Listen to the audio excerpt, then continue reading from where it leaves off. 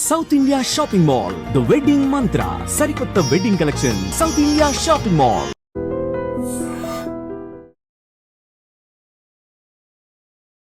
నమస్తే, welcome back to IT media. నేను మీ ఝాన్సీ. సో మార్కెట్లో జరిగే ఫ్లక్చుయేషన్స్ వీటి గురించి క్లుప్తంగా మాట్లాడడానికి మనతో ఉన్నారు certified financial planner Anil Kumar Bachchu గారు. సో ఈరోజు మార్కెట్ గురించి కొన్ని విషయాలు అడిగి క్లారిటీ తెచ్చుకునే ప్రయత్నం చేద్దాం.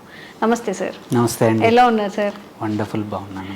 సో ట్రంప్ చేస్తున్న మార్పులు చేర్పులు ఈ గ్లోబల్ స్టాక్ మార్కెట్లో ఎలాంటి ఎఫెక్ట్ చూపిస్తాయంటారు? ఆల్రెడీ చాలా కనబడుతున్నాయి. సో రావడంతో ట్రంప్ ఎఫెక్ట్ అని కొంచెం పాజిటివ్గా ఉన్నా కూడా ఆ తర్వాత ఒకసారి తన ట్రేడ్ పాలసీస్, తన అదర్ పొలిటిక్స్ ఏవైతే ఉన్నాయో అవన్నీ ఏమయ్యాయంటే ఇట్ స్టార్టెడ్ ఎఫెక్టింగ్. మనం చూసుకుంటే ఆల్రెడీ ఏప్రిల్లో నియర్లీ ఒక $10 ట్రిలియన్ వర్త్ స్టాక్ మార్కెట్లో యూఎస్లో రెండు ఏవైతే మేజర్ ఇండెక్స్ S&P ఒకటి, ఆల్సో నాస్డాక్, రెండిట్లో కూడా వైపౌట్ అయ్యాయి. సో 7% డ్రాప్ అయింది ఏప్రిల్లో ఒకేసారి. దిస్ ఈజ్ ఆఫ్టర్ 1974 తర్వాత అంత ఒక ప్రెసిడెంట్ వచ్చేప్పుడు, లైక్ నియర్లీ ఒక 50-60 ఇయర్స్లో ఎవ్రీ టైం ప్రెసిడెంట్ వచ్చాక ఇంత వర్స్ట్ ఫాల్ అవ్వడం ఒకసారి వాజ్ ట్రంప్తో జరిగింది. సో అక్కడ ఏంటంటే మేజర్ రీజన్ ఏంటంటే ప్రెడిక్టబిలిటీ లేదు, కయాస్. అంటే ఆయన నిద్రలేచి సడన్గా నేను లైక్ లాస్ట్ వీక్ చూసాం, ఫ్రైడే రోజు ఏమన్నాడు, నేను యూకే మీద 50% టారిఫ్ వేసేస్తున్నాను అని వేయండి అని ఒక ట్వీట్ వేసేసాడు. అంటే థింగ్స్ విచ్ ఆర్ యూజువల్ ఏమవుతుందంటే ఒక పెద్ద మినిస్టర్స్తో కలిసి ఒక టీంతో కలిసి డిస్కస్ చేయాల్సిన విషయాలు ఆయన ట్విట్టర్ ద్వారా ఈజ్ జస్ట్ సేయింగ్, కమ్యూనికేటింగ్. వాళ్ళ trade minister, finance and trade minister ఎవరైతున్నారో తనకి ఏం చెప్పేశాడు, యూకే వాళ్ళు మన మాట వినట్లేదు, సో ఇంకా మన అగ్రిమెంట్, అది టారిఫ్ అగ్రిమెంట్ ఇంకా అవ్వట్లేదు కాబట్టి 50% వేసేయండి అని. సో అంత అన్ప్రెడిక్టబిలిటీ, కయాస్ అనేది యాక్చువల్లీ లాస్ట్ నియర్లీ 2 monthsలో మనం ఒకరోజు సడన్గా ఏం చేశాడు, మొత్తం వరల్డ్లో అన్ని కంట్రీస్ మీద రెసిప్రికల్ టారిఫ్స్ అని, రిటాలియేటరీ టారిఫ్స్ అని వేసేసాడు. సో అది చైనాకి ఎక్కువ వేశాడు, మనకి వేశాడు. ఆ తర్వాత 1 week లోపల కొన్ని కంట్రీస్కి ఆపేశాడు, చైనాకి డబుల్ ట్రిపుల్ చేసేసాడు. మళ్ళీ అంతా జరుగుతూ ఉంటే ఈ మధ్యలో ప్రతిసారి ఇలా జరిగినప్పుడు, ఈయన ఇలాంటి డిసిషన్స్ తీసుకున్నప్పుడల్లా మార్కెట్స్ అనేవి ఏ కంట్రీస్ అయితే ఎఫెక్ట్ అవుతున్నాయో ఆ కంట్రీస్లో మార్కెట్స్ కంపల్సరీ హిట్ అయ్యాయి. అండ్ కొన్ని కేసుల్లో సడన్గా తీసేయడం వల్ల మళ్ళీ పాజిటివ్ అయ్యాయి. So it's like switching of and on buttons అయినా నొక్కుతూ ఉన్నాడు. So this uncertainty is playing in the most of the global markets. కానీ థ్యాంక్ఫుల్లీ మనకి కూడా కొంచెం పడింది, ఆర్ కొంచెం ఇట్లాంటి ఎఫెక్ట్ పడింది మన ఇండియన్ సెన్సెక్స్ మీద కానీ నిఫ్టీ మీద.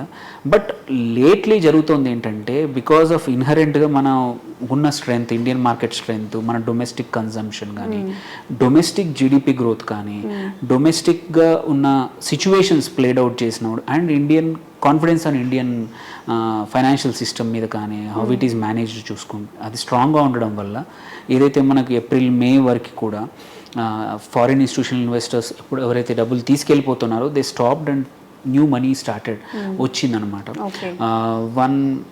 సో ఇది ఒక మేజర్ దిస్ థింగ్. సో అలాగే మనం చూసుకుంటే ఆయన డిసిషన్స్ మంచి తీసుకున్నప్పుడల్లా ర్యాలీ కూడా వచ్చింది. సో ఎలా S&P ఒకసారి 7% పడిపోయిందో, మనం మళ్ళీ 9% ఇంక్రీజ్ కూడా అయింది. So it's like European markets కూడా మనం తీసుకుంటే, బికాజ్ యూరోప్ మీద టారిఫ్స్ వేస్తా అని చెప్పాడు సడన్గా. సో అది డౌన్ అయిపోయింది, బికాజ్ యూరోప్కి US is a major trade partner. దానివల్ల ఇబ్బందులు. ఆ తర్వాత మళ్ళీ డీలే చేశాడు, కొన్ని రోజులు టైం ఇచ్చాడు, 3 months అని ఇచ్చాడు అందరికీ. సో హోప్ఫుల్లీ ఆ లోపల కొన్ని కంట్రీస్ ఆల్రెడీ FTA చేసుకున్నాయి. ఈవెన్ మనది కూడా, మనం ఇండియా కూడా యుఎస్తో ఈ ఫ్రీ ట్రేడ్ అగ్రిమెంట్ డిస్కషన్ నడుస్తూ ఉంది, ట్రేడ్ అగ్రిమెంట్ హోప్ఫుల్లీ. సో మనం అనుకున్నట్టు ఏంటంటే, ఫస్ట్ ఆయన టారిఫ్స్ ఎట్లాగూ అన్ప్రెడిక్టబిలిటీ ఉండింది, బట్ తర్వాత కూడా డీలే కూడా చేశారు. దానివల్ల ర్యాలీ జరిగింది. ర్యాలీ జరిగినప్పుడు ఏంటంటే కొన్ని స్టాక్స్ లైక్ స్పెసిఫిక్గా కొన్ని టెస్లా కానీ, అమెరికన్ యునైటెడ్ ఎయిర్లైన్స్ కానీ, కొన్ని స్టాక్స్ ఏంటంటే బెనిఫిట్ అయ్యాయి. అట్లాగే యూరోపియన్ స్టాక్స్ కూడా, యూరోపియన్ ఇండెక్స్లు కూడా అలాగే గ్రో అయ్యాయి పాజ్ అయినప్పుడు.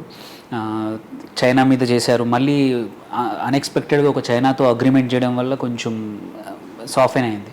సో ఈ చేంజెస్ ఏ రోజు ఏం జరుగుతుందనేది అంత ఈజీగా తెలియట్లేదు. కాకపోతే ఒక్కటి ప్రెడిక్టబిలిటీ ఏంటంటే ఇంట్రెస్ట్ రేట్స్ తగ్గించమని స్ట్రిక్ట్గా తగ్గిస్తామని ఆల్రెడీ ఒక ఫస్ట్ రౌండ్ చేశారు. అండ్ ఫర్దర్ ఇంట్రెస్ట్ రేట్స్ తగ్గబోతున్నాయనే స్ట్రాంగ్ ఇండికేషన్ కూడా ఇచ్చారనమాట. సో దాట్ ఈజ్ ఏమంటారు, దానివల్ల ఏంటంటే అదొక ప్రెడిక్టబుల్గా ఇప్పటికైతే దాని వల్ల ఏంటంటే బెనిఫిటే అనమాట. సో మార్కెట్స్కి అట్లీస్ట్ కొంచెం ప్రెడిక్టబిలిటీ వస్తుంది. అదర్వైజ్ ఈ చేంజెస్ ఒకరోజు ఒక టారిఫ్, ఒకరోజు ఇంకో రకంగా, అండ్ ఆల్సో ఇన్ఫ్లుయెన్సింగ్ కంపెనీస్. మీరు చూసుకుంటే టిమ్ కుక్ యాపిల్ సిఇఓకి మీరు ఇక్కడ పెట్టొద్దు, ఇక్కడ మ్యానుఫ్యాక్చర్ చేయడం అనేది. సో ట్రంప్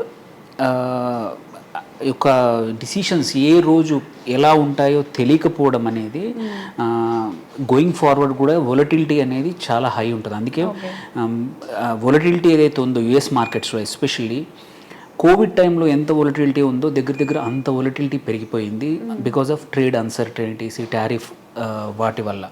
సో ఒక్కటే ఏంటంటే ప్రెడిక్టబుల్గా ఉండి కొంచెం ఇంట్రెస్ట్ రేట్స్ ఒక్కటి ప్రెడిక్టబుల్ ఉన్నాయి. అదర్వైజ్ మన దీనివల్ల ఏంటంటే గ్లోబల్ మార్కెట్స్ కూడా మన కేసులో ఏంటంటే ఒక బ్రైట్ స్పాట్ ఏంటంటే ఇండియన్ మార్కెట్లో వీఆర్ మచ్ బెటర్ ఆఫ్ దాన్ వేరే వాళ్ళకన్నా కూడా, బికాజ్ మనం యుఎస్ మీద డిపెండ్ అవ్వడం మనకు కొంచెం తక్కువ అనమాట, వెదర్ ఇట్స్ ఎక్స్పోర్ట్స్లో కానీ వేరే వాటిలో కూడా. సో అందుకోసమే కొంచెం తక్కువ ఇంపాక్ట్ వస్తుంది. ఏవైతే మేజర్ ఇంపాక్ట్ ఉండేది only IT sector and IT and services sector, అది we already seeing last few months నుంచి అంత బాగా పర్ఫామ్ చేయట్లేదు. ఐటీ ఇండెక్స్ కరెక్ట్ అయింది, స్టాక్స్ ఏవైతే ఇండెక్స్లో ఉన్నాయో అన్నీ కూడా more or less not doing well. Other than that మన అన్ని సెక్టర్స్, మేజర్ సెక్టర్స్, ఫార్మా ఇప్పటికైతే పెద్దగా ఎఫెక్ట్ అవ్వలేదు because of tariffs this thing. But all depends, ఈ అన్ప్రెడిక్టబిలిటీ అనేది అంతా ఎప్పటి వరకు ఉంటుందంటే మన ఈ అగ్రిమెంట్స్, ట్రేడ్ అగ్రిమెంట్స్ వచ్చేంత వరకు మాత్రం ఈ అన్సర్టనిటీ ఇలాగే కంటిన్యూ ఉండే అవకాశాలు ఉన్నాయి. సో ఇంకొకటి ఏంటంటే ఈ ఎకనామిక్ ఫాలోఅవుట్ ఏదైతే ఉందో దీన్ని ఇంకో మేజర్ వరీ ఏంటంటే ట్రంప్ దగ్గర నుంచి డాలర్ వాల్యూ అనేది వీక్ అవుతుంది అనమాట, డాలర్ ఇండెక్స్ వీక్ అవుతుంది. సో గోయింగ్ ఫార్వర్డ్ ఇలాగే పైలింగ్ డెట్ వల్ల అది ఒకటి అప్పు ఇప్పుడు నియర్లీ $39 ట్రిలియన్ ఉంది. దాంతోపాటు మీరు లాస్ట్ వీక్ చూసుకుంటే ఇంట్రెస్ట్ రేట్స్ యూఎస్లో చాలా పెరిగిపోయాయి, క్లోజ్ టు 5%కి వచ్చేసాయి, విచ్ ఈజ్ అంటే హిస్టారికలీ అదొక హయ్యర్ లెవెల్స్ అని చెప్పొచ్చు అనమాట.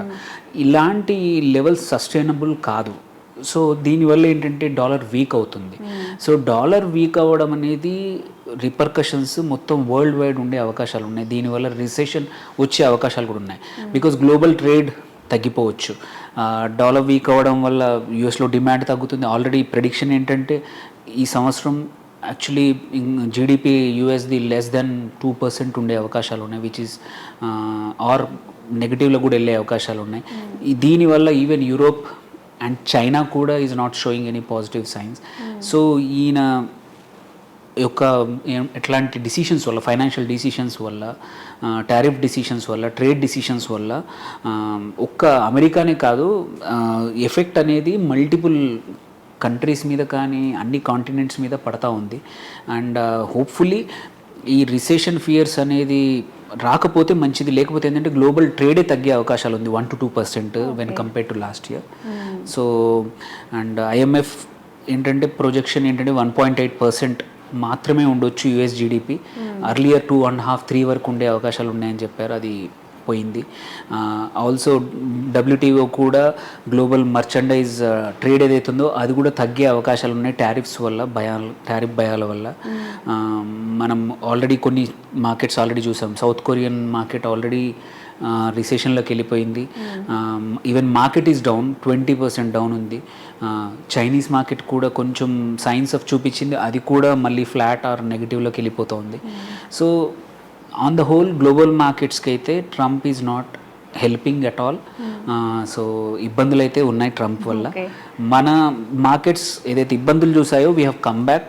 It is all not because of Trump వల్ల కాదు, మన ఇన్హరెంట్ స్ట్రెంగ్త్ వల్ల, ఎకానమీ స్ట్రెంగ్త్ వల్ల అంతే తప్ప యా ఇప్పటికైతే కొంచెం మచ్ బెటర్ పొజిషన్లో ఉన్నాం when compare to other countries in ఆ కేస్. ఓకే. సో హోప్ఫుల్లీ కొంచెం పాలసీ స్టెబిలైజ్ అయితే మనం గ్లోబల్ ట్రేడ్ కూడా బెటర్ అయ్యే అవకాశాలు ఉన్నాయి. ఓకే. సో ఇప్పుడు మరి ఇన్వెస్ట్మెంట్ చేయమంటారా, లేకపోతే ఏంటి ఏమన్నా మళ్ళీ ఇంకా ఏమైనా ఫ్లక్చువేషన్ జరుగుతాయి, కొంచెం పాజ్ అవ్వమంటారా? వన్ థింగ్ ఫర్ షూర్ ఏంటంటే మన నిఫ్టీ అండ్ సెన్సెక్స్ చూసుకుంటే ఒక ఈవెన్ రీసెంట్గా వచ్చిన అట్లీస్ట్ ఒక hundreds of companies last quarter results తీసుకుంటే we are not doing bad, we are doing good. Even GDP కూడా మన ఆన్ టార్గెట్ ఉంది.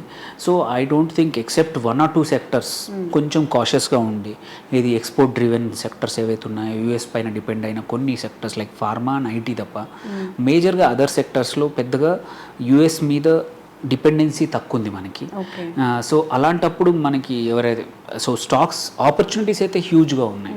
There are enough stocks which have corrected last few మన ఆగస్ట్ సెప్టెంబర్ లాస్ట్ ఇయర్ నుంచి మొన్న మే వరకు 6 నెలలు దగ్గర కరెక్షన్ ఏదైతే వచ్చిందో చాలా స్టాక్స్ ఇంకా at a good trading at a good price. So ఇండివిజువల్గా కొన్ని సెక్టర్స్ కొన్ని స్టాక్స్కి స్టిక్ అయ్యి ఇన్వెస్ట్ ధైర్యంగా చేయొచ్చు. సో మన growth story is intact.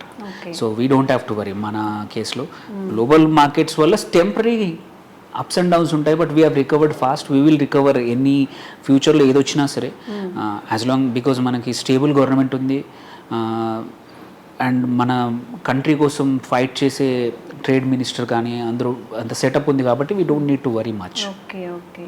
Thank you sir. Thank you అండి.